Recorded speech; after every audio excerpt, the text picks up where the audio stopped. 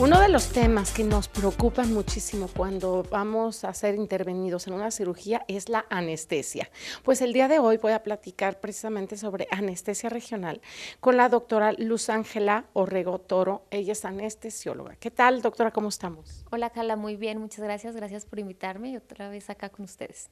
No, al contrario, muchas gracias. Y bueno, hasta usted menciona que los pacientes, en cuanto saben que está presente, ya cambian totalmente, ¿no?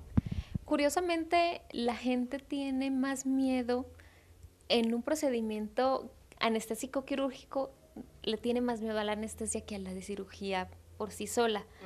Que a veces los anestesiólogos nos preguntamos, bueno, pero ¿por qué es esto? Bueno, históricamente, pues la gente sí llegó a tener muchas complicaciones en el procedimiento anestésico, pues porque estaba en fase de investigación, porque eran otros anestésicos y pues gente sí llegó a fallecer bastante, pero estamos hablando de los inicios de la anestesia.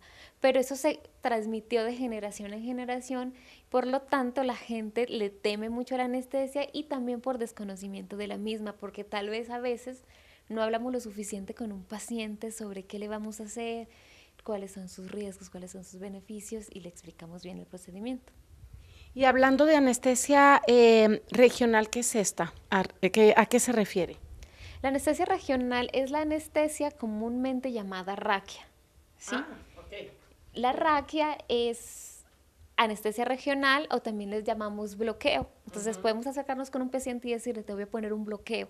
Un bloqueo o una anestesia regional o una anestesia neuroaxial, que también tiene el mismo nombre, es cuando la persona se va a anestesiar aproximadamente de las costillas hacia abajo, en donde no va a poder mover sus piernas, va a estar totalmente sin movimiento desde aquí hasta abajo y sin ningún tipo de sensación dolorosa. ¿Cómo se clasifica? La anestesia regional se clasifica básicamente en dos, en anestesia epidural o anestesia subaracnoidea. ¿Cuál es la diferencia entre estos dos tipos de anestesia? Bueno, el procedimiento como tal es el mismo. Las dos se trata de un piquete en la espalda, en donde previamente se pone anestesia local para anestesiar la piel y posteriormente pasar una aguja a través de la piel y llegar a dos espacios diferentes. Uno es el espacio epidural. Cuando ponemos anestesia epidural, cuando normalmente en las cesáreas o en las mujeres con trabajo de parto les ponemos la epidural, que es para disminuir los dolores del trabajo de parto y que a la hora de expulsar el bebé sea menos doloroso para la mamá. La anestesia epidural nos da una opción de poner un catéter en la espalda y ese catéter se puede dejar postquirúrgico para manejo del dolor. Esa es la anestesia epidural y se tarda un poquito más en hacer efecto, de unos 15 a 20 minutos más, y hay más percepción de los movimientos, sin dolor. Y la anestesia subaracnoidea es con una agujita más delgadita, hay un inicio más rápido de la sensación de anestesia, o sea, de la pérdida de la sensibilidad del movimiento, y esta sí perdemos totalmente la percepción de movimiento, sensibilidad, dolor, y básicamente esos son los dos tipos de anestesias. ¿Existen riesgos? Por supuesto que sí existen riesgos, cualquier procedimiento que uno se someta, independientemente de la cirugía, la anestesia por sí sola tiene riesgos. De los riesgos más comunes son que el paciente nos haga alguna alergia a alguno de los medicamentos que utilicemos. Los anestésicos no son medicamentos de uso rutinario, o sea, tú no te tomas un anestésico para un dolor de cabeza. Entonces, como no son medicamentos de uso rutinario, no sabemos si vamos a hacer alergias o no. Pero tampoco es común las alergias. Las alergias también pueden ir de leves a severas. Lo leve es que uno se ponga como rojito, como que se enronche. Y lo severo pues es algo que pueda comprometer ya tu respiración, tu corazón, tus pulmones o tu sistema en general. Y en casos muy raros puede comprometer la vida de los pacientes dependiendo de la respuesta a esto. Esa es una de las complicaciones que podemos presentar.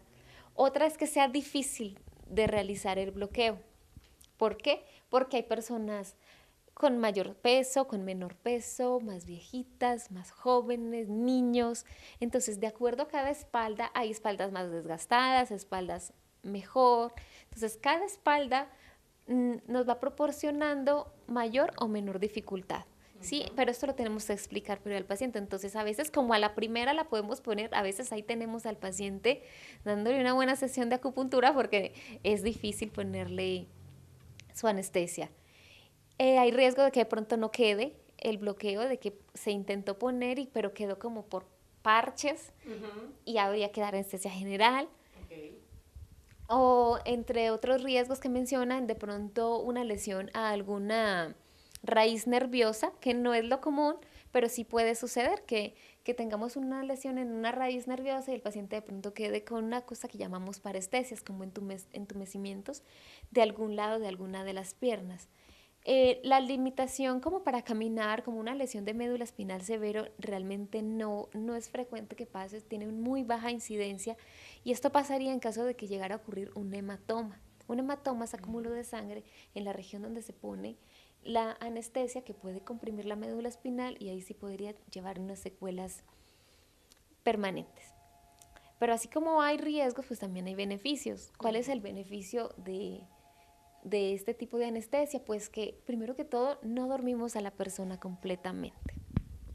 Que eso para la gente es bueno porque de aquí para abajo estás consciente, respiras por ti mismo, puedes hablar, estamos al pendiente de la persona.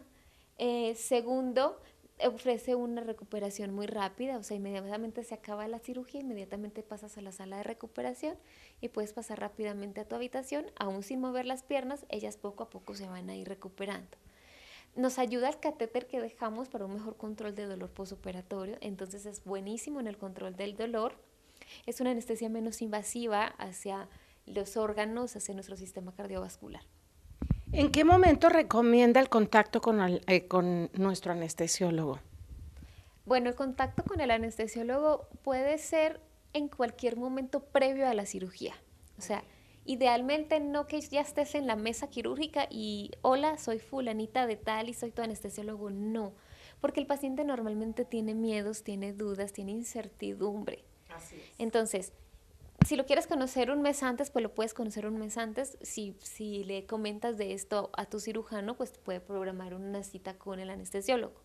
Pero mínimo sí que sea antes de entrar al quirófano. O sea, al menos que te visite en tu habitación, se presente, te explique cuáles son las opciones de anestesia, te explique cuáles son los riesgos, cuáles son las complicaciones, qué procedimientos se pueden llevar a cabo, cuáles son las alternativas. Doctora, me dio muchísimo gusto platicar con usted. Bueno, pues resolvió muchas dudas de aquellas personas que pensaban que ese dolor que a lo mejor lo están teniendo o lo tuvieron era por causa de una anestesia, ¿no? Y además, pues bueno, recomendarles a estas personas que, bueno, se fijen en el peso y también que tomen algo de terapia para su espalda y para corregir eso que pudo haber sido lesionado, pero por el sobrepeso. Muchísimas gracias, doctora. Gracias a ti por invitarnos y pues bueno, acá estamos para resolver todas las dudas. Muchas gracias.